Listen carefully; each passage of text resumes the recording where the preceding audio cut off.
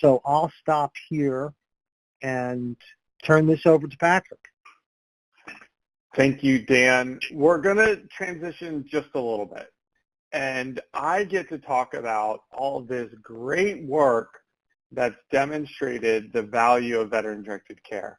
But I did not do any of the work. I'm actually just repeating messages and data points that have already been shared through VA's and ACL's educational webinars. So I have one slide that talks about a study conducted by VHA's Office of Geriatrics and Extended Care and other local VA studies.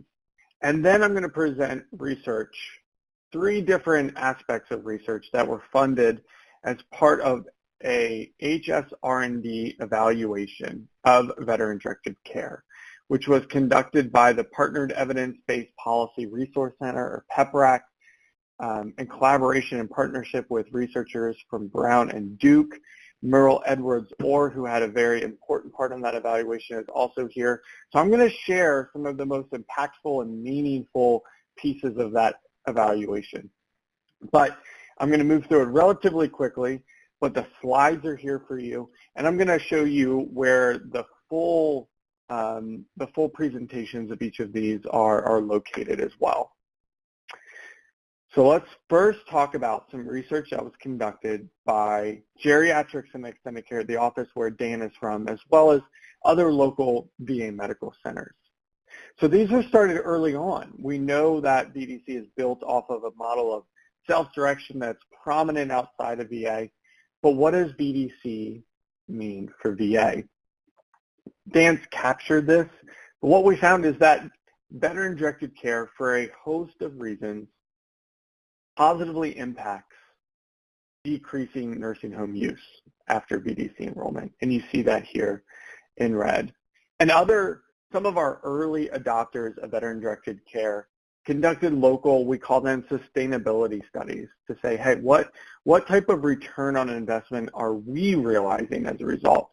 And each of these studies have a different finding because each of these medical centers had a different target population. They each had a set of environmental factors that were important to them to look at. So what did we learn? We learned that West Haven had significant decreases in inpatient utilization. Chillicothe discharged over 40 veterans from community nursing homes back to home. These are 40 veterans who were able to live independently at home but needed a different model of services than was previously available before veteran-directed care. Milwaukee and San Diego, you see this here, very, very prominent findings for their local VA medical centers as well. And we use these findings every day. Just in fact, this morning, we were talking to a medical center interested in VDC and talked about the experience of Chillicothe. So these early adopters of VDC, the things that they've learned, the things that they've looked at, it still carries weight in helping to grow VDC across the country. So that was just a little bit about local VA medical centers and GEC, a study that they did to look at utilization in veteran-directed care. Now we're going to talk a little bit about 3 different studies that were done as part of a national evaluation of veteran-directed care. And this first piece of evidence focuses on how VA medical centers and VDC providers work together, and can we start to pinpoint what makes them successful. And here's what they found.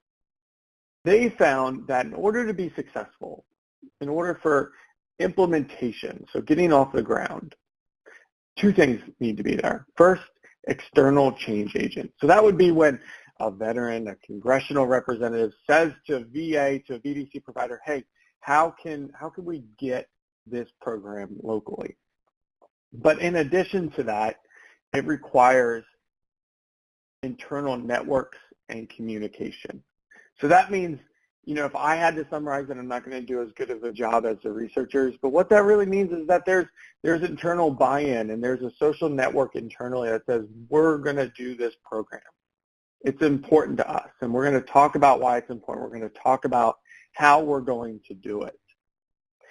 The other thing that the researchers found here that's important is that medical centers and AD&As, this is not going to be a surprise, but they have to work together. And it's going to depend from one medical center and one AD&A to the next how best to structure that communication. But what's critical is that each other values and takes consideration of each other's perspective.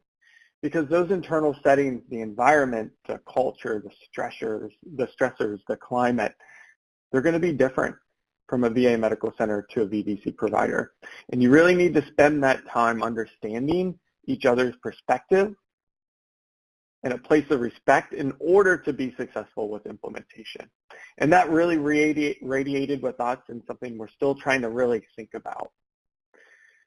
The second piece of literature that came from this evaluation looked at healthcare use and cost over time. And they looked at veteran-directed care as well as other purchased care services, so traditional home care agencies and respite and daycare. The first thing that they found that's really telling, it's substantiated what we've heard for a long time, what you heard in Dan's target population, although he doesn't call it target population yet, slide. And that's the demographics behind this program. And in a nutshell, when we look at veterans and veteran-directed care versus other programs, other purchase care programs, you get the sense that VDC is more medically complex. They're more likely to receive aid attendance, a good predictor for catastrophically disabled, homebound veterans, higher prevalence of TBI, spinal cord injury, similar amount of dementia, similar amount of comorbidities, similar CAN scores and mortality, and this was really interesting. We've seen similar mortality in VDC and other purchase care programs, but you look at the NOSO's risk score, and it's significantly higher. And I call that out because that scores the degree to which an individual's next year healthcare costs will be different from the VA average, which is 1. So veterans in VDC are expected to have much higher costs in the next year than veterans in other purchase care programs. So more medically complex. And when you start to look at the impact of VDC on cost and healthcare use, you start to see something that's really interesting. First, similar changes in hospital costs. So this blue line is the veteran-directed care group. And you can see a pretty significant decrease in hospital use right before and then post-enrollment. But let's remember that this group is more medically complex than the comparison groups at active and inactive sites. So similar changes, but let's not forget that that population is much more medically complex. And when you start to look at breaking down inpatient to hospital to ED visits, emergency department visits to VA nursing home, you start to see that there's an important aspect in targeting rural veterans. So this research found that rural veterans, 29% lower odds of being hospitalized, and compared to enrollees in other purchase care programs, 33% lower emergency department visits, 60% lower odds of a VA nursing home admission. There's also a very significant nursing home decrease for urban veterans, but it's more significant, higher for veterans in rural areas. So those are percentages. Let's think about that impact. That veteran who now does not have a hospital visit, how traumatic that can be to their independence, to the family, that disruption that causes, the need to set up care post-hospital discharge, nursing home discharge, that concern, that worry, am I going to go home? Am I going to be able to go home? Can I live at home? We're avoiding those situations by keeping people at home, living healthier lives. And that's going to have a direct impact, and we're showing a direct impact on veterans and their families here. So this just summarizes what I've already presented, what the researchers found on those earlier slides. Reductions in preventable healthcare use, more medically complex compared to other purchase care programs, and despite being more medically complex, less nursing home admissions, and a particular benefit to veterans in rural areas. I talked about Chillicothe, remembering some of those stories of being able to get people home, particularly veterans who traditionally lived in rural and highly rural areas. You heard Dan speak about that as well. So we've talked about the partnership between medical centers, VDC providers. We've talked about the change in healthcare use and costs resulting from enrollment. Well, what about the experience? And there was a third part of this evaluation that was presented as well that looked at summarizing veterans and caregivers' experience. And it's going to be summarized here on the next slide. 3 broad themes. Theme 1, veterans' experience accessing VDC varied. So a couple themes that are there. Huge benefit to having providers at the VA support veterans with enrolling, advocating for enrollment for veterans and caregivers. And this is where some experiences differed.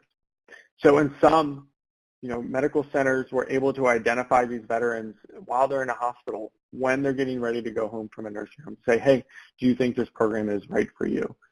And that critical trust that those veterans had in VA to recognize that this program could benefit them, versus veterans and caregivers who were self-advocating for the program. Hey, it took me 15 months of saying I need this before I got it. I was waving the white flag. I was ready to give up. That's where those experiences varied from veterans. The second, once in the program, the goods and services were meaningful. But there are some components that we wish were easier to get. So what that means, programs and services and supports and match the veteran's needs. If I wanted to go visit my grandson and see him play a baseball game, I could design a spending plan to accomplish that. But there are other services that maybe were harder. Maybe a veteran wanted to hire someone, but maybe there was something in the background check that the medical center, the provider, weren't comfortable with. Maybe an individual service provider didn't want to be 1099, and that was what was required. So there were some limitations. The other thing that really came out of theme number 2 is the benefit of the person-centered counselor and having that partner in the community to support them. The third, dignity and respect. Veterans, and I'm gonna use a quote here that was presented. Now all of a sudden, he's got responsibility. He gets to hire somebody. He gets to pay somebody. He gets to thank somebody and say, you've done a wonderful job, and smile again, because that person's coming to the door and is a good family member or a good worker. So we think about giving veterans independence, control, managing their budget to meet their needs. The dignity and respect that shows for veterans and their caregivers, it continues to come out of this program. But as Dan mentioned, the other part is veterans want more veterans to have access to this program. They go to the VA, they're there for the day. They have coffee with their buddies, their Vietnam buddies. They meet as a group in the cafeteria, and they'll talk about how great this program is, and hey, you need to bring up this program because I think it can benefit you as well. We talked about the veteran and caregiver perspective, and these 2 links here cannot do a better job than encapsulating that. So it changed everything from Kevin Mahoney, Merles Edwards, and others that are available here. There was a recent article in the Billings Gazette that really summarizes some of the themes that you've heard. If you're interested in this research, if you want to go in and listen to the whole presentation, most of them are a half hour to an hour long, the No Wrong Door website has the slides, has the recording. It's there. There's a slew of other resources here that you can access to learn more about veteran-directed care. But for our folks here today who really want to learn about, all right, so what is going to happen with VDC? What can we expect moving forward? I'm going to give the rest of the time to Dan to talk a little bit more about that. Thanks, Patrick. Our goal, VHA's goal, Veterans Health Administration goal, is for the Veteran-Directed Care Program to expand nationwide. I think we're going to do this, well, we will do this through onboarding of new VA medical centers, through the expansion of geographic coverage of medical centers that already have the program. And those two, there are 8 medical centers that are either coming on board or have a major expansion plan that we're working with. And we want to improve access. Improving access is a key feature of what VHA is all about. And we recognize the importance of giving veterans more choice and control. What this is also going to mean is increased standardization in policies and procedures. This is critical. We are an HRO organization with high reliability organization, and try to integrate those principles into all we do, which is why which also supports national expansion, but also supports the standardization in what we do. And so you'll see more of that with spending plans, with monthly services reports, with claims. There's a new billing guide coming out, new materials coming out on spending plans and monthly services reports as well. And I think a major task for us is for the ADNAs here is to help VA recognize the value of person-centered counseling. Doesn't always come across, but it's critical to what we do, and there may be more examples than we would like of kind of cookbook spending plans, and you really need to bring to us in your work, in your assessments, in the spending plans you work with veterans and the monthly services report. Bring that value to VA's attention. It's critical right now. Other drivers of growth, and I don't want to measure slide 28 and 29, but part of what drives this is unsustainable nursing home projections. Over the next 20 years, the over 85 enrolled veteran population enrolled in VA for their health care will increase by 40%. The percentage of veterans over age 85 who have mandatory nursing home eligibility will increase by 535%. So it cannot be sustained. Now, those nursing home projections are pre-pandemic, and VA, along with every other healthcare provider, really doesn't know what's going to evolve when it comes to nursing home utilization, reliance, or demand. There is a school of thought that is quite strong right now that says we're not going back to pre-pandemic times, that whether veterans or the elderly in general are going to demand more services to be able to stay at home. That if that holds, if that line of thought holds, there will be greater demand for self-direction. And, we assume that healthcare systems, including VA, will listen to that. There's also intense interest from veterans, congressional committees, the veteran service organizations, in home and community-based services, in veteran-directed care in particular.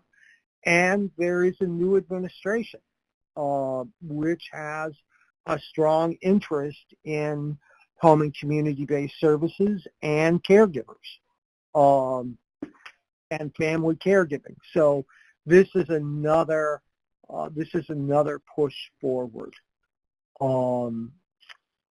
This concludes our slides, and we're happy to take on questions. It's been an honor to chat with you. Great. Thank you so much, Pat and Dan. So we have been getting some questions during your presentation, so I'll just jump right in since we only have a few minutes left. The first one, how does an agency work with a VA medical center to become a provider?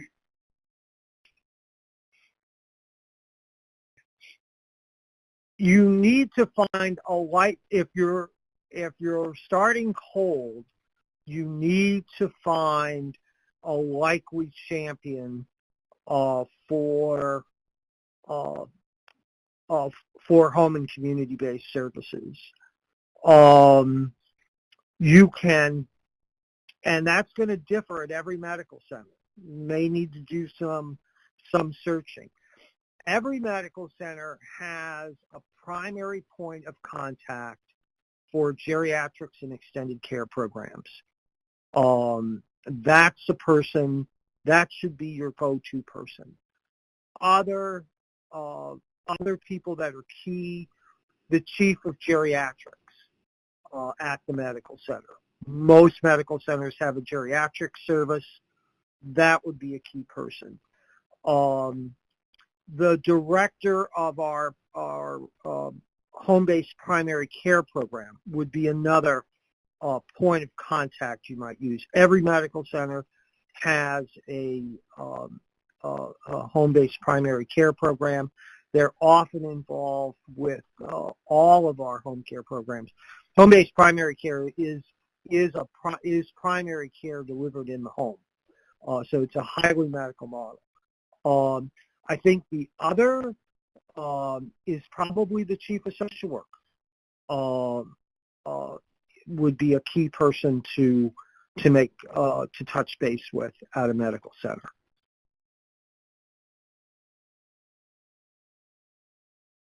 Great, thank you, Dan. The next one came in when you were talking about the budget. I remember people in the veteran-directed care program talking about rainy day savings. How do global budgets relate to that? Yeah, rainy day savings, that's now kind of in that emergency set aside. And what veterans have complained about is that that amount is too large because it may not rain that year, and then they have all this money left over, which they were denying themselves more hours of care during the year because they might have had a rainy day and they didn't. So I think that emergency set aside for respite or whatever the veteran does with that. We don't call it a rainy day fund anymore. That needs to be constantly evaluated, especially if the veteran is skimping on services they need day to day. Great, and I think I'm going to try to just squeeze in one more question. What components are not covered by goods and services? And this is referring back to slide 24, so I'll just move the slides back. Pat, did you want to answer this one? Yeah, happy to. So what we really mean there is we want to promote accessibility to goods and services within the rules and regulations governing those services. So an example, if you need someone to shovel your driveway because you live in Upper Michigan in the winter and you want to include that in your spending plan, the best option may be to pay the 16-year-old kid who lives 2 houses up. We should not be requiring that veterans get 3 quotes or issuing a 1099 to that 16-year-old unless you have to by rules and regulations. So we want to be promoting accessibility to services in a way that makes sense, but again, stays within the bounds of what's permissible. That's one example. Background checks is another. So we think about, say a worker has a DUI. Maybe it was 5 years ago. Does that necessarily mean that that person cannot be a worker? It depends. It's not a yes and no. Is that person going to be driving the veteran somewhere? That's going to impact whether or not a DUI is going to impact the ability to hire that worker. Is there a way to coach the veteran to recognize unsafe behaviors? Is the veteran able to identify when they're in an unsafe behavior? Do they know what to do in those situations? So again, we want to promote choice, but at the same time we want to manage risks.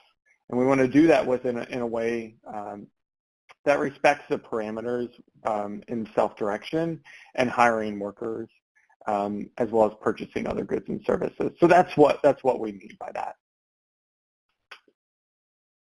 Great. Thank you, Pat. Thank you so much to both Dan and Pat for taking the time to talk about the Veteran-Directed Care Program. It was so fun to have you back on for a webinar. And for folks that are interested in learning more about Veteran-Directed Care, Dan and Pat are going to join us for a second webinar on Tuesday, June 1st, called Person-Centered Practices and Invoicing Strategies for Veteran-Directed Care. So we hope that you can join us then. Thank you all so much, and we hope to see you on more of the sessions in this conference series.